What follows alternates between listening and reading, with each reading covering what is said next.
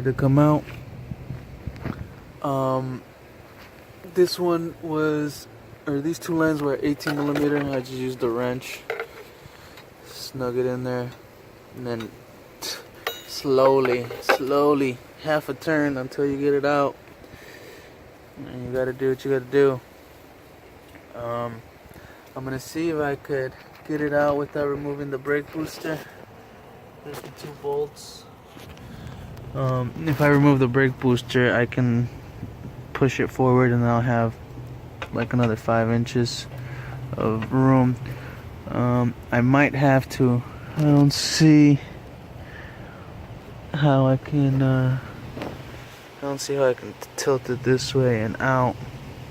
Remember, we're not removing the steering column, so I kind of have to go like this and out. So most likely I will have to remove the booster, but just wanted to tell you guys about the washer, this little insert on the tie rods, and then you just loosen that 13 millimeter and everything's loose, ready to pop out. This cable's a pain in the ass because there's a part of it, where'd it go? There's a part of it, because this is all solid like metal, it don't bend, so somebody has to help you pull it from the front, and you have to get it past that little sheet metal hole right there, and that circle part, plastic part, gets caught on this plastic right here, so you have to lift it up and pull out at the same time.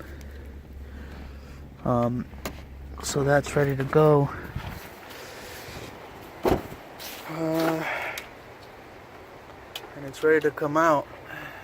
So alright guys, last video here. So I got it out.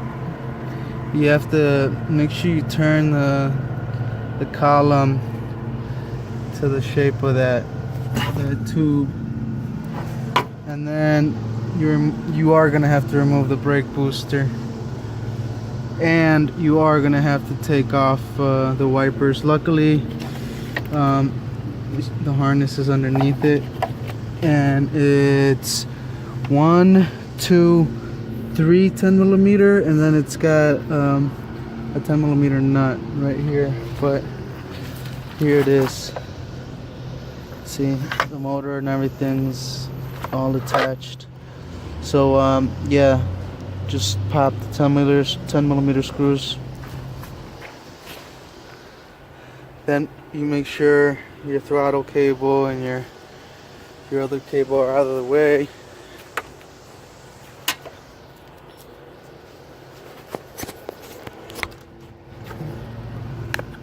And then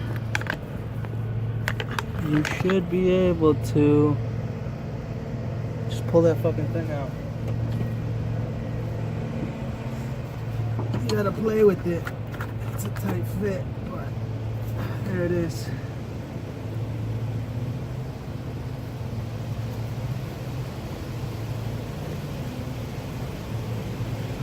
And then just put the old one in the same way, I guess.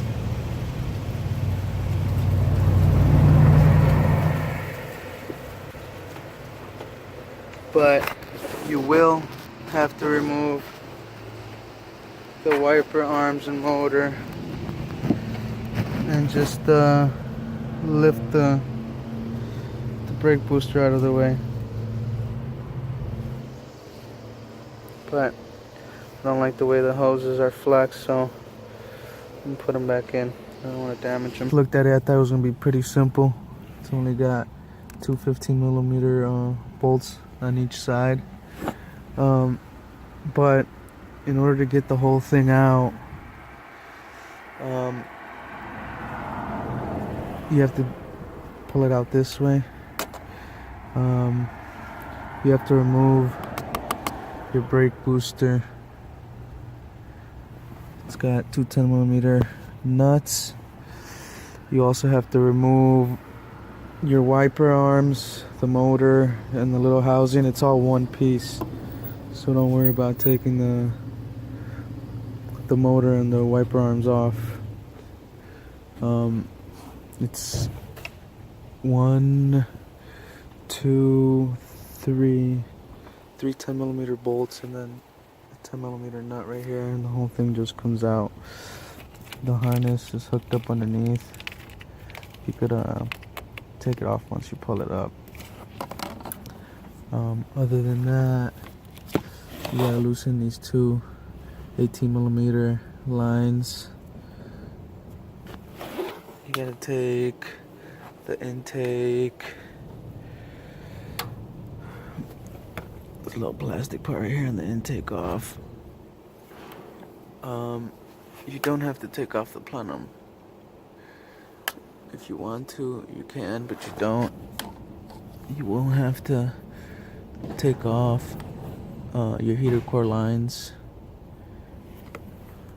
Take them off, move them out of the way. Disconnect all your lines that are in the way. You have to get this throttle cable out. It's pretty easy. Just twist it off, push this down, and then wiggle it out. When you pop these two little tabs right here and it comes out, you're gonna take it all out, because you gotta move it out of the way. The rack won't be able to come up unless you move the lines, the shifter cable, which is right here. This is the most important part. The brake booster line. You will have to remove this pipe right here. It's two 18mm little bolts on the sides down there, and then I think these are 15. You don't have to remove anything on that side, the AC lines, none of that shit. You're gonna have to get the shifter cable off from inside. It's a lot easier than taking it off the transmission, I think, but it's up to you which route you want to go. You're gonna need somebody to help you pull this back while you get it out the front. I already put everything back together, but I'll cut a couple of the parts from my other video so you could see. It's just this Phillips screw holding this whole piece down. You pop it out. It's got two wires behind the cigarette lighter. Pop those out, and then move the shifter back all the way. Take the cover, turn it sideways, and then when you look inside, you're gonna see the shifter cable. Over here, closer to where the shifter cable is held on to, like the sheet metal right here on this side, like right in front. You have to pop that little clip. There's a little clip holding the actual cable, and then when you look back under here, under the shifter, the plastic part that holds onto the shifter that moves back and forth like that, it's just like a little plastic ring. Just pop it out with your screwdriver. And then when you do that, the whole part is like a little metal tube, so you're gonna have to finesse it out of there. When somebody pulls it from up there, you kind of just wiggle it around until you get it through. You're gonna pull it as far as you can. It ain't gonna come out, just pull it as far as you can. Then you're also gonna have to release this 13mm bolt holding the steering column. Make sure you just loosen it. You don't gotta take it all out, and it just slides out when you're ready to pull it out. But make sure that when you push it in, before you connect any of the lines or anything, leave the steering wheel straight, the tires straight. But when you put it back in, first bolt the tie rods just to make sure your positioning is right, because you won't be able to bolt them on unless the rack is in the right position. And to do that, you just turn this before you connect this And then once you have it in place, unbolt the tie rods again, and then you just slide this in, then you bolt them on, or else you're gonna have to fight this shit to try to get it in. It's a pain in the ass. But this column housing thing is kind of curved, so when you do take it out, make sure you turn this to the shape of the little plastic housing, and it'll just pop right out. But these two things are the most important. Make sure you do these two, or else you're not gonna get it out. Then once you come back over here, and the brake booster's out of the way, just lift it this way and then up out of the way. It's got these flex cables. Don't be a savage, you don't want to break them. But then everything just comes out like this. Well, you're gonna turn the rack and pinion because you want the whole steering column to come out. There's a pin in there, and I mean, I don't have the tools to take it out. If you have the tools, go for it. But other than that, the easiest way, without any special tools, just take the whole thing out. So you turn, lift up this way, and slide it out.